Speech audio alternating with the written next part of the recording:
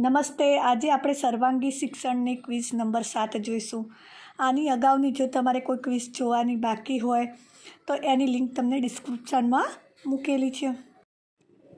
પ્રશ્ન 1. આંતરરાષ્ટ્રીય યોગ દિવસ ક્યારે ઉજવવામાં આવે છે? 21મી જૂન.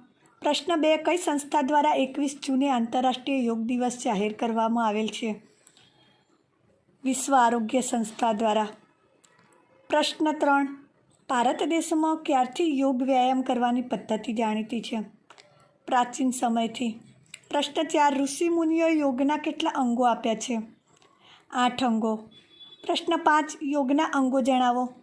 યમ, નિયમ, આસન, પ્રાણાયામ, પ્રત્યાહાર, ધારણા, ધ્યાન અને સમાધિ. પ્રશ્ન 6. સુખપૂર્વકની શરીરની સ્થિતિને શું કહે છે? આસન. આસનમાં શરીરની સાથે બીજી કઈ ક્રિયા પણ અગત્યની છે? માનસિક ક્રિયા. પ્રશ્ન 8. શારીરિક શિક્ષણ, ચિત્ર અને સંગીતનો સમાવેશ શામાં કરવામાં આવે છે? સર્વાંગી શિક્ષણમાં. પ્રશ્ન 9. સરકારશ્રી દ્વારા પ્રાથમિક સારવારના હેતુથી કઈ સેવા વિનામૂલ્યે શરૂ કરેલ છે? 108 એમ્બ્યુલન્સ. પ્રશ્ન 10. ચામડી છોલાયેલા ભાગને કેવી રીતે સાફ કરવો જોઈએ? ગરમ પાણી અને જંતુનાશક દવાઓથી. પ્રશ્ન 11. જિમ્નેસ્ટિકમાં ખાસ કરીને કઈ ઈજાઓનું જોખમ રહે છે? તો જિમ્નેસ્ટિકમાં પગ અને કાંડાની ઈજાઓનું જોખમ રહે છે. પ્રશ્ન 12. જિમ્નેસ્ટિક પ્રવૃત્તિ કરાવતા પહેલાં કઈ કસરતો કરાવવી જોઈએ? ઉષ્મા પ્રેરક કસરતો, સ્ટિચિંગ કસરતો કરાવવી જોઈએ. પ્રશ્ન 13. જિમ્નેસ્ટિકના કૌશલ્યો જણાવો. હેડસ્ટેન્ડ, વી-સીટ, કમાન અને ટી બેલેન્સ. પ્રશ્ન 14. આંતરરાષ્ટ્રીય કક્ષાએ હોકીના મેદાનનું માપ શામાં દર્શાવવામાં આવે છે? યાર્ડમાં. પ્રશ્ન 15. આધુનિક હોકીની શરૂઆત ક્યાં અને ક્યારે થઈ હતી? 19મી સદીમાં ઇંગ્લેન્ડમાં થઈ હતી. પ્રશ્ન 16. હોકીની રમતમાં દરેક ટુકડીમાં કેટલા ખેલાડીઓ હોય છે? 11 ખેલાડીઓથી વધારે ન હોય. પ્રશ્ન 17. હોકીની રમત માટેનો સમય જણાવો. 35 મિનિટના 2 અર્ધ સમય વિરામનો સમય 5 મિનિટ. પ્રશ્ન 18. હોકીના કૌશલ્યો જણાવો. હિટિંગ, સ્ટોપિંગ, પુશિંગ અને રોલિંગ. પ્રશ્ન 19. હોકી સ્ટિકની લંબાઈ જણાવો. 75થી 93 સેન્ટીમીટર. હોકીના દડાનો રંગ અને વજન જણાવો. રંગ સફેદ, વજન 156થી 163 ગ્રામ. વોલીબોલની રમતની શરૂઆત ક્યારે થઈ હતી? ઈસવીસન 1895માં. રાષ્ટ્રીય વોલીબોલ ફેડરેશનની સ્થાપના ક્યારે કરવામાં આવી હતી? 1950માં. પ્રશ્ન 23. યોગનો આત્મા કોને કહેવાય છે? યોગનો આત્મા પ્રાણાયામને કહેવાય છે. પ્રશ્ન 24. રાષ્ટ્રગાન ગાતી વખતે કેટલા સેકન્ડમાં પૂરું કરવું જોઈએ? તો રાષ્ટ્રગાન ગાતી વખતે 48થી 52 સેકન્ડમાં પૂરું કરવું જોઈએ. પ્રશ્ન 25. રાષ્ટ્રગીતની રચના કોણે કરી હતી? રાષ્ટ્રગીતની રચના બંકિમચંદ્ર ચટ્ટોપાધ્યાયે કરી હતી. પ્રશ્ન 26. લીલો રંગ શું દર્શાવે છે? લીલો રંગ ઠંડક, હરિયાળી, તાજગી, શાંતિ, સમૃદ્ધિ અને ફળદ્રુપતા દર્શાવે છે. પ્રશ્ન 27. વોલીબોલના મેદાનની લંબાઈ અને પહોળાઈ જણાવો. લંબાઈ 18 મીટર અને પહોળાઈ 9 મીટર. પ્રશ્ન 28. વોલીબોલમાં નેટની ઊંચાઈ જણાવો. પુરુષ ખેલાડી માટે નેટની ઊંચાઈ 2.43 મીટર અને મહિલા માટે 2.24 મીટર. વોલીબોલના કૌશલ્યો જણાવો. સર્વિસ, પાસિંગ અને સ્મેશિંગ. પ્રશ્ન 30. સ્મેશિંગ માટે ખેલાડી કેટલા પ્રકારે ઠેકલે છે? તો સ્મેશિંગ માટે ખેલાડી 2 પ્રકારે ઠેકલે છે. પ્રશ્ન 31. ચિત્રકલાનું પ્રથમ સોપાન કયું છે? ચિત્રકલાનું પ્રથમ સોપાન રેખાંકન છે. પ્રશ્ન 32.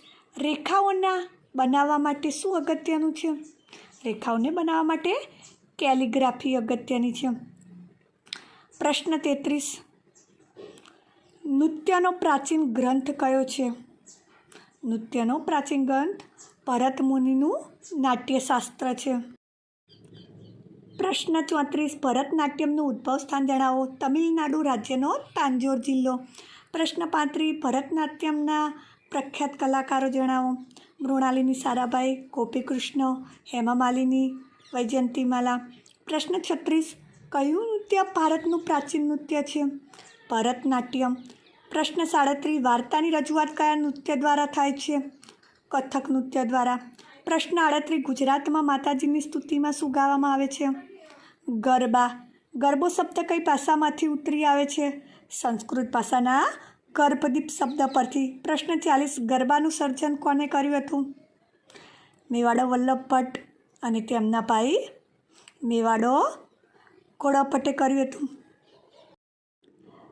પ્રશ્ન 41. ડાંગ જિલ્લાના આદિવાસીઓનું નૃત્ય કયું છે? ડાંગી નૃત્ય. પ્રશ્ન 42. ડાંગી નૃત્ય બીજા કયા નૃત્ય તરીકે ઓળખાય છે? ચાળો નૃત્ય. પ્રશ્ન 43. શ્રમહારી નૃત્ય કયું છે? ટિપ્પણી નૃત્ય. પ્રશ્ન 44. ખારવા કોમની બહેનો આંગણું ટીપ્પા અને તાબુ ભરવા માટે ચૂનાને પીસતી વખતે કયું નૃત્ય કરતી હતી? ટિપ્પણી નૃત્ય. પ્રશ્ન 45. કયા નૃત્યમાં નારિયેળને અધ્ધર ઉછાળી માથાના તારવે અથડાવીને નારિયેળ ફોડે છે? ધમાલ નૃત્ય. પ્રશ્ન 46. કયા નૃત્યમાં સ્ત્રી પુરુષના બધા જ પાત્રો પુરુષો જ કરે એવી પરંપરા છે? પવાઈમાં. પ્રશ્ન 47. કયા નૃત્યમાં સ્તંભની મદદ લેવાય છે? ગોફ ગૂંથણમાં. પ્રશ્ન 48. ઉડીલા એ કયા વિસ્તારનું શૌર્યગાન છે? બનાસકાંઠા વિસ્તારનું. પ્રશ્ન 49. બનાસકાંઠા જિલ્લાની ઠાકોર કોમનું નૃત્ય કયું છે? મેરાયો. પ્રશ્ન 50. વિંછુડાનું પ્રસિદ્ધ નૃત્ય ક્યારે ભજવવામાં આવે છે? નવરાત્રિ દરમિયાન. પ્રશ્ન 51. કોળી નૃત્ય એ કયા પ્રદેશનું નૃત્ય છે? સૌરાષ્ટ્રનું. પ્રશ્ન 52. ગુજરાતના પાંચાલ પ્રદેશમાં કયું નૃત્ય પ્રસિદ્ધ છે? ઉડો નૃત્ય. પ્રશ્ન 53. નળકાંઠાના પઢારો કયા પ્રકારનું નૃત્ય કરે છે? મંજીરા નૃત્ય. પ્રશ્ન 54. સાસણગીરના સિદ્દીઓનું કયું નૃત્ય પ્રસિદ્ધ છે? ધમાલ નૃત્ય. પ્રશ્ન 55. મેર જાતિના ખમીરવંતા નૃત્યમાં કયા કયા રાસ જોવા મળે છે? ડોકા રાસ અને હુડા રાસ. પ્રશ્ન 56. 7 સ્વરોના સમૂહને શું કહે છે? 7 સ્વરોના સમૂહને સપ્તક કહેવાય છે. સ્વરોના ચડતા અને ઉતરતા ક્રમને શું કહેવાય છે? સ્વરોના ચડતા ક્રમમાં ગાવા કે વગાડવાની ક્રિયાને આરોહ અને ઉતરતા ક્રમમાં ગાવા કે વગાડવાની ક્રિયાને અવરોહ કહેવાય છે. પ્રશ્ન 58. સંગીતમાં મુખ્ય સ્વરો કેટલા છે? તો સંગીતમાં મુખ્ય સ્વરો 7 છે. પ્રશ્ન 59. ગ અને પ સ્વરનું નામ જણાવો. ગ સ્વરનું નામ ગાંધાર અને પ સ્વરનું નામ પંચમ છે. પ્રશ્ન 60. કયા સ્વરનું નામ મધ્યમ છે? મ સ્વરનું નામ મધ્યમ છે. પ્રશ્ન 61. ગાયન, વાદન અને નૃત્યના સમન્વયને શું કહે છે? ગાયન, વાદન અને નૃત્યના સમન્વયને સંગીત કહે છે.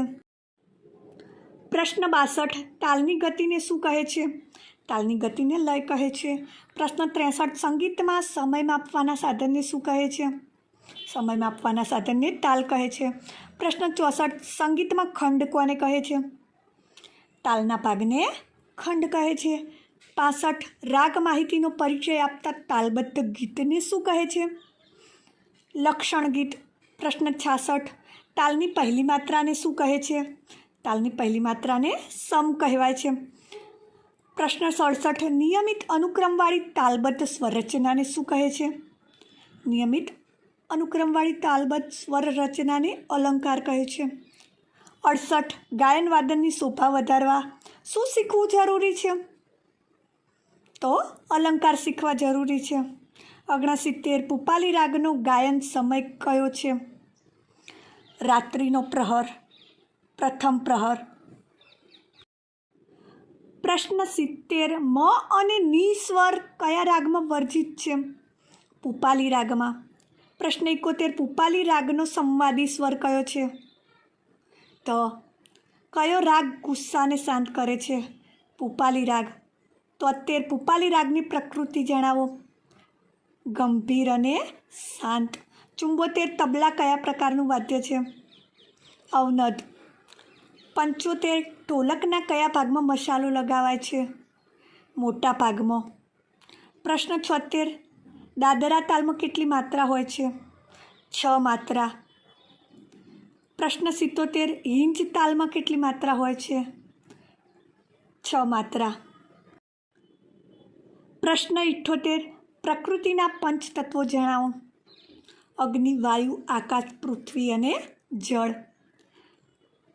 પ્રકૃતિના પંચતત્વોનું પ્રતીક કોણ છે? માનવ હાથની 5 આંગળીઓ. પ્રશ્ન 80 કયા આસનમાં શરીરનો આકાર હળ જેવો થાય છે? હલાસનમાં. પ્રશ્ન 81 કયું આસન મોટાભાગે સિદ્ધ પુરુષો કરે છે? સિદ્ધાસન. પ્રશ્ન 82 દોડના કૌશલ્યો જણાવો. પ્રસ્થાન, દોડ, કદમો અને વિજય રેખા પસાર. પ્રશ્ન 83 કયું પ્રસ્થાન લેવાથી ખેલાડી દોડની શરૂઆતથી જ ઝડપ મેળવી શકે છે? ચોપગું પ્રસ્થાન. પ્રશ્ન 84 વિજય રેખા પસાર કરતી વખતે શરીરનો કયો ભાગ વિજય રેખા ઉપરથી પહેલો પસાર થવો જોઈએ? શરીરના તળનો ભાગ. પ્રશ્ન 85 શરીરના તળના ભાગને શું કહે છે? ટોર્સો. પ્રશ્ન 86 ખોખોની રમતનું નિયમન કોણ કરે છે? અખિલ ભારત ખોખો ફેડરેશન. પ્રશ્ન 87 ઋતુના આધારે ગવાતા ગીતોને શું કહે છે? ઋતુ ગીતો. પ્રશ્ન 89 સેનાના માર્ચ પાસ્ટ વખતે ગીતો ગવાય છે તેને શું કહે છે? કૂચ ગીત.